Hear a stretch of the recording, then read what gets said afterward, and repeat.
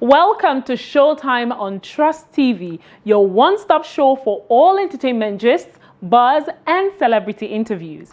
My name is Chumeli, and today we have a special guest in the studio. But before we get into the complete interview segment, let us get the scoop from trending gists on the streets.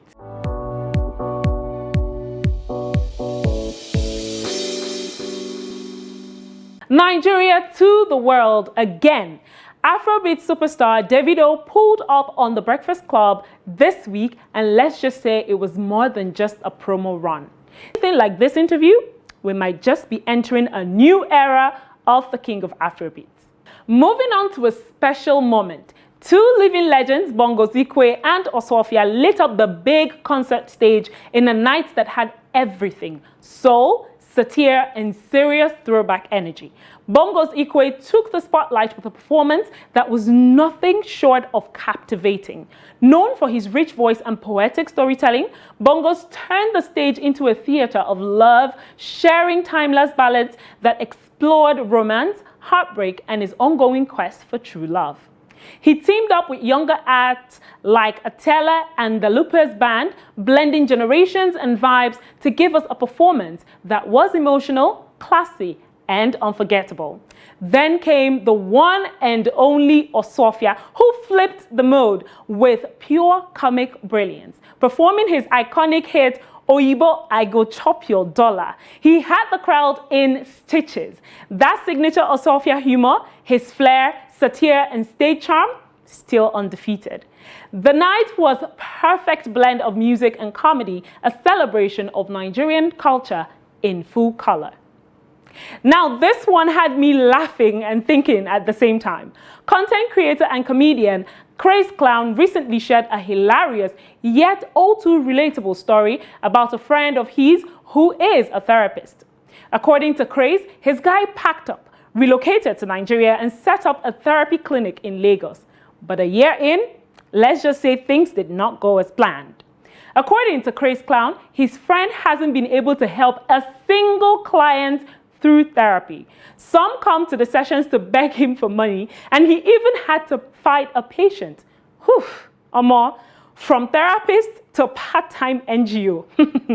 Only in Nigeria will your mental health session turn you into a borrowing opportunity and possible street fight. It's given this therapy a survival of the fittest. Big ups to mental professionals out there though. Your work day heavy, and of course, it is not for the faint-hearted.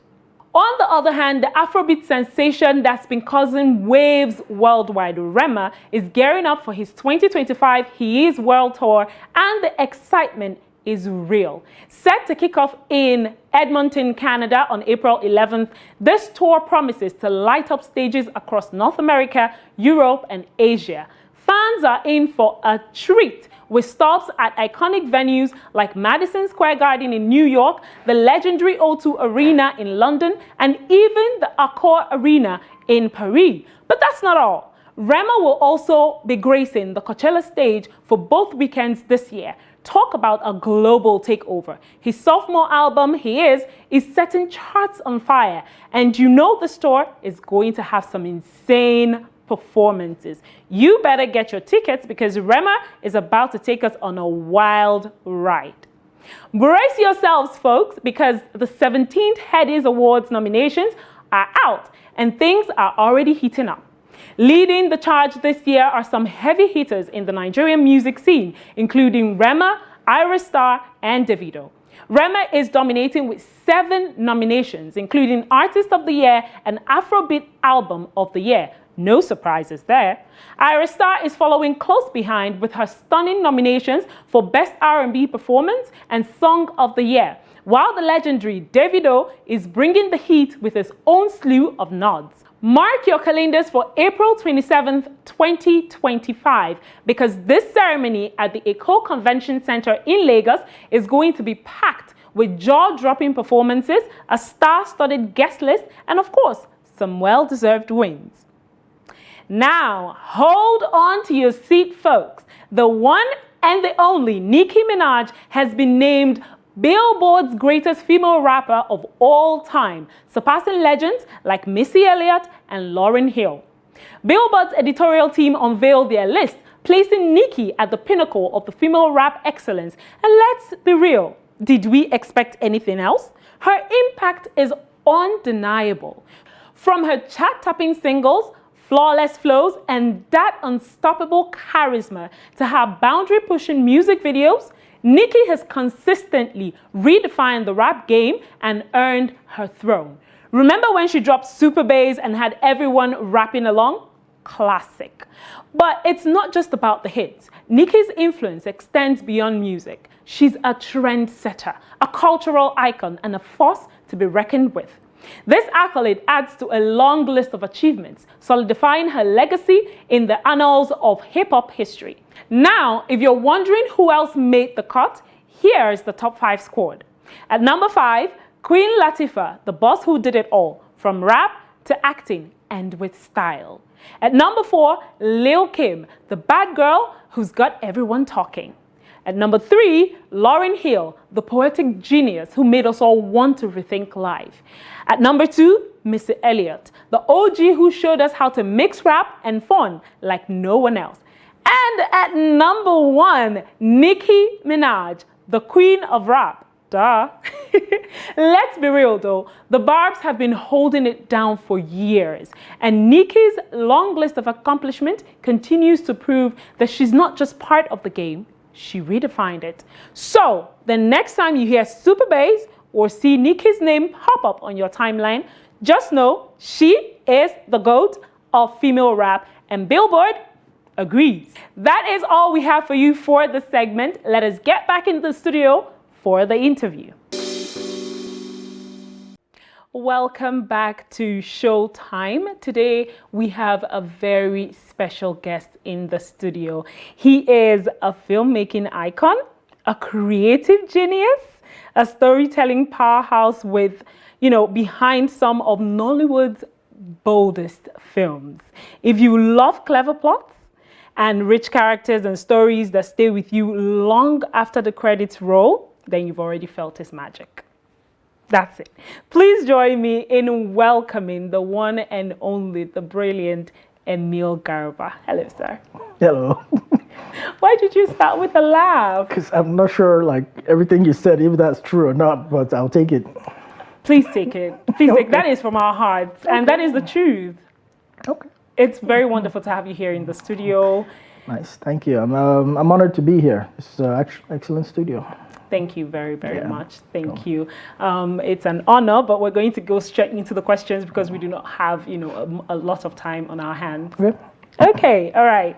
So the first question is, your work actually spans soap operas, political thrillers, family dramas. How do you adapt your writing voice across such, diverse genres? I think for me, I've always been a fan of the simplicity of story. So it doesn't matter what genre it is. Okay. Just have a simple story. And I think I excel at simple stories where you just follow either a character or a group of characters and just let them take you on a journey. Yeah. So if it's a horror film, obviously there's going to be some scary stuff. Yes. And how these characters can navigate that scary stuff. Yeah. Now if it's a political thriller, how is this character or these characters going to navigate the political madness? It's a family drama. You all have family, so yes. there's some chaos sometimes in family, and so it's just to make it as simple as possible. It can cut across genres. Yeah. A simple story is a simple story, no matter the genre, no matter the medium, actually.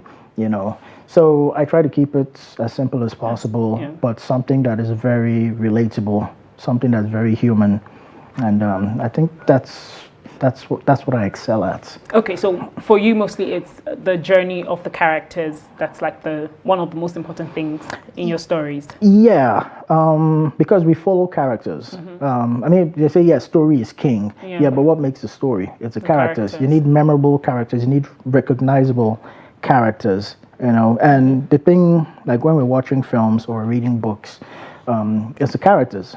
and how they get into situations. And sometimes the situation might be very extreme.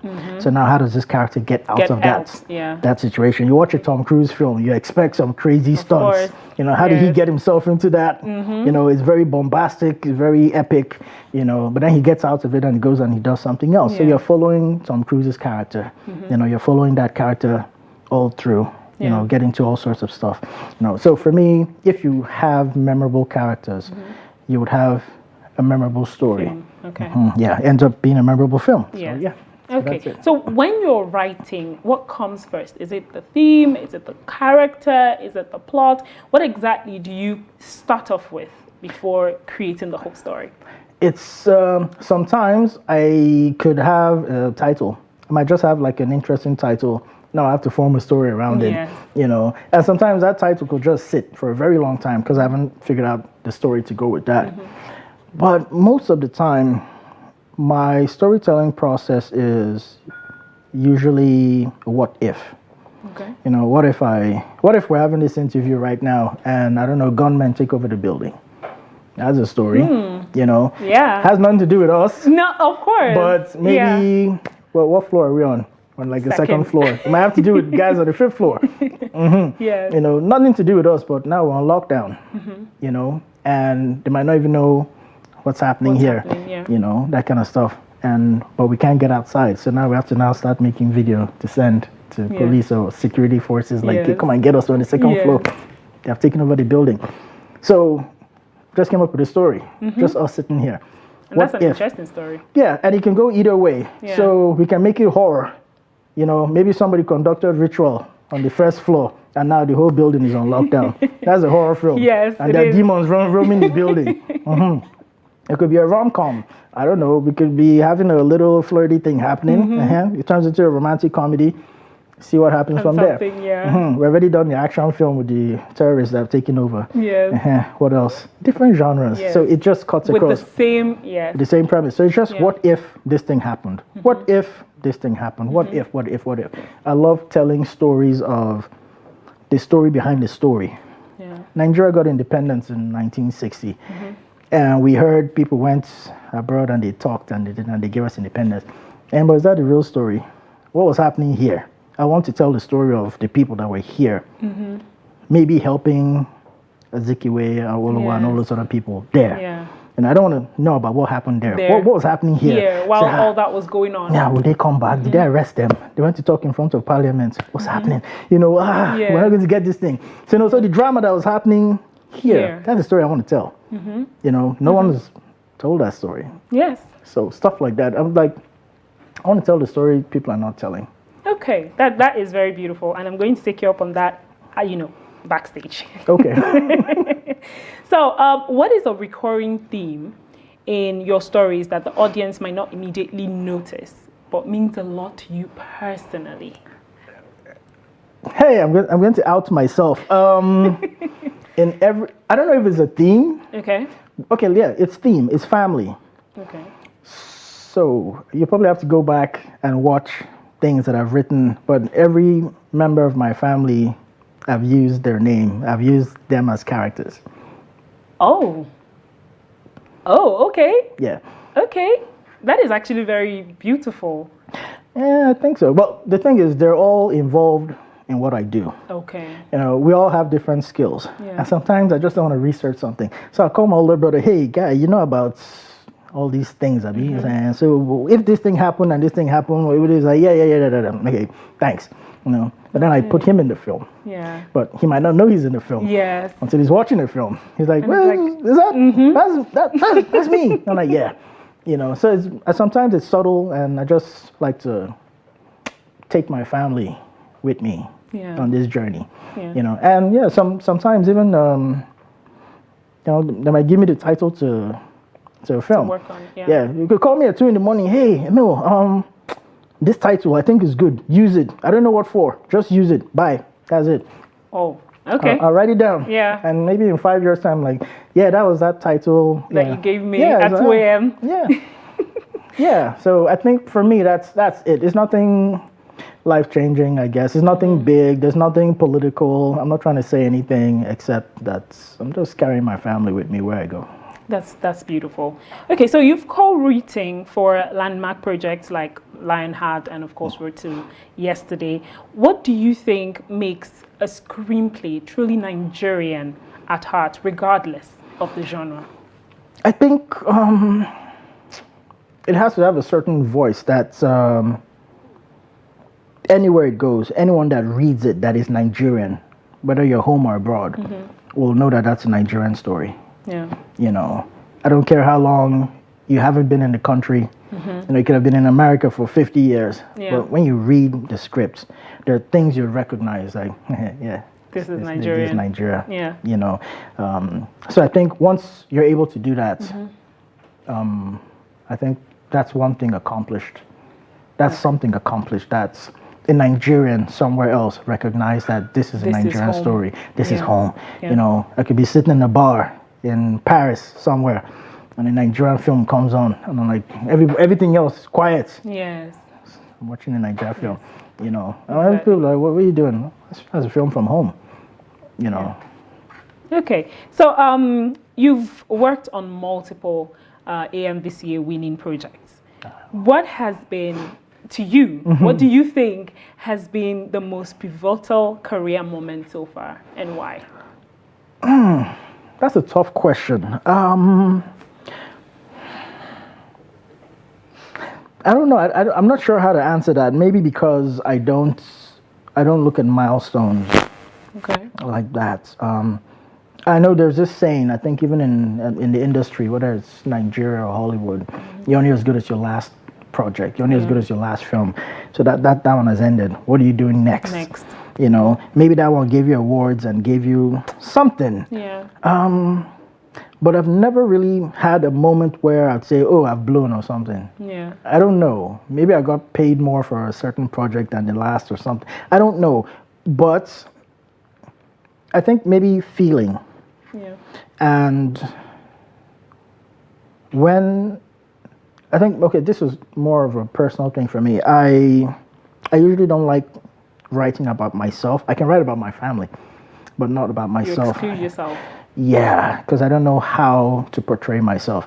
But I have a film, or I have a script that I've written, and I feel it's the most autobiographical that I've written. Yeah. It made me very emotional, because now I realize that, oh, this is my family.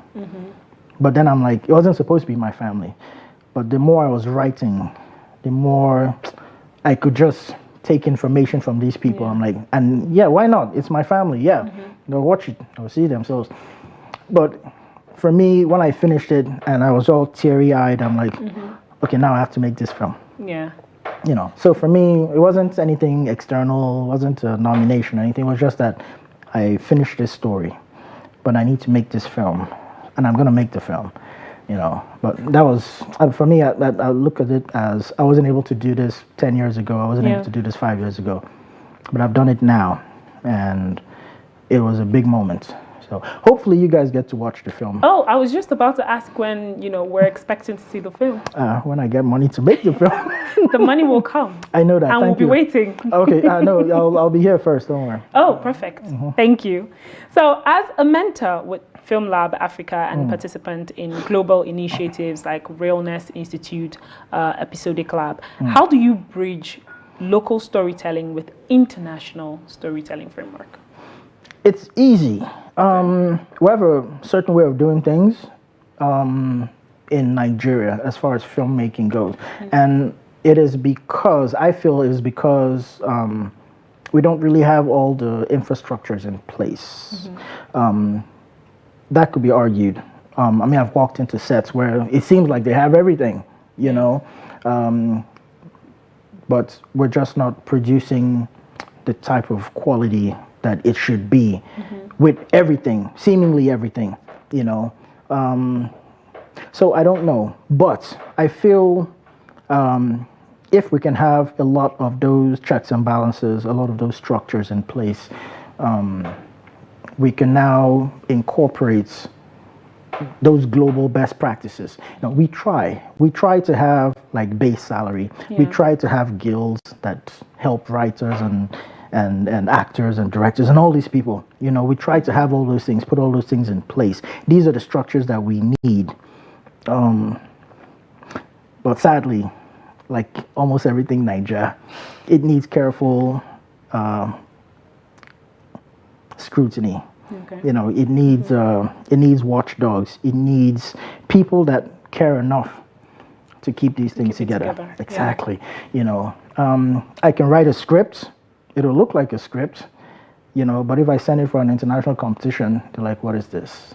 This is not a script, So I think we need to incorporate, those global best practices into our work, Yes. But some of those things don't translate. So we just do how we do, But again, I always go back to a good story is a good story anywhere.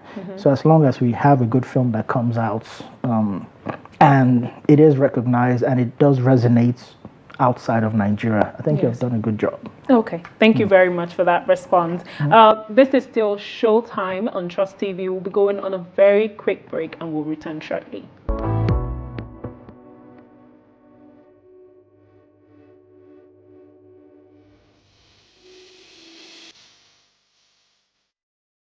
Welcome back. This is Showtime on Trust TV, and I have been in the studio with the brilliant, again, Emil Garuba. I will keep saying it, even though you keep laughing, but I will keep saying it. I don't mind. I will keep saying it. Okay. We've been having such an interesting conversation, and now we're moving over to the next question here.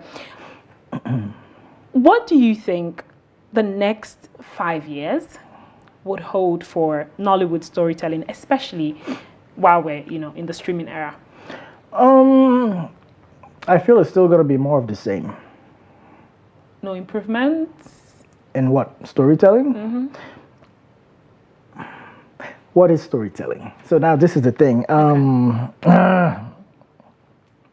like I'm trying to not ruffle feathers. I really don't care. I'm trying to what is storytelling? Like, is it our stories that are going to change? Are we going to be more daring in our stories? I don't think so. Okay. That's why I said more of the same. Okay. We're still telling, some things have changed. Yeah, but I feel they're very minuscule. We have mastered the technical aspects, and generator sound is no longer the same, we remove boom mic, all those things from shots, But I'm not sure why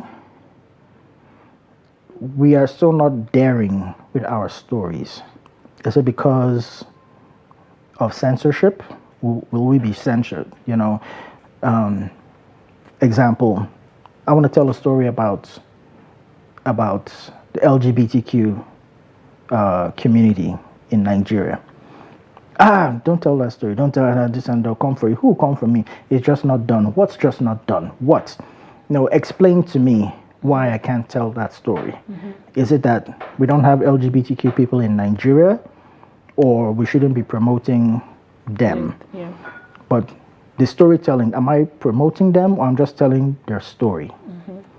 So what am I exactly doing? I'm just telling a story, but some people might feel I am promoting LGBT stuff, and it's not acceptable behavior. So now that limits the type of story I can tell, and for me that doesn't work, and it's not just that. I want to tell a story about something bad that happened.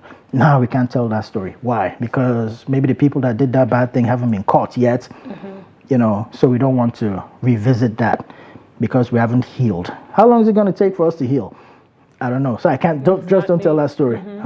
So what else am I not supposed to tell? Exactly. I should just tell another story about a wedding. Plenty Ashwebi, Gele. Everybody's happy. Yes. I can do that. But that's not what interests me, because even with Hollywood and the West, there are so many things that are enticing. Like, oh, what is that? Death of a Unicorn. What? I want to watch that film. Oh, Mission Impossible 9 or whatever is coming out. I'm seeing Tom Cruise doing some crazy stunts. I want to watch that. And this is across the board, different genres. There's a new horror film coming out. I want to watch that. it's enticing because it's new and different. But for me, it takes a lot for me to say, I want to go watch this Nigerian film. Not because I don't support the industry. I am in the industry. But what you're doing is not enticing enough for me to come out and watch. No shade. It's just not enticing. Because I watch a lot of film. I absorb a lot of entertainment. And I haven't found that thing that will wake me up to come out, pay money to come watch yet. And I will be extremely surprised in the next 5 years if someone does something radical. That's if I don't do it first. Or if I don't do it first. Or if you don't do it first. I want someone to do something radical, you know, so that I can say, okay, this is new, you know, this is new. Oh, wow. Wait, what? Eh? They didn't kill you. They didn't come for you. Ah. Yes. You know, and even if they do, you're an artist. Exactly. That's what we should be doing. We should be holding the mirror up to society, exposing ourselves, exposing our flaws. Why? So that we can be better. That's why we made all those films back in the day, the cautionary tales. Yes. You know, this person did this, he did bad, he went to jail. This is the result. To God be the glory. Yeah. You know, the person has changed, has found. These are morality tales, you know, cautionary tales, telling us don't do this, don't do, you know, stuff like that. We need to be daring in our filmmaking. I know we all want to be safe because the money we're playing with is not our money. It belongs to investors. You want them to get their money back. So you want to be as safe as possible. But nothing that became great was ever done safely. Safe, exactly. Thank you very much. I've had a very pleasant time here in the studio with Emil Garuba. It has been interesting, it has been insightful, and it has been funny. My name is Shumili, and of course, this has been Showtime. Join us again, same time, same station for another wonderful interview session.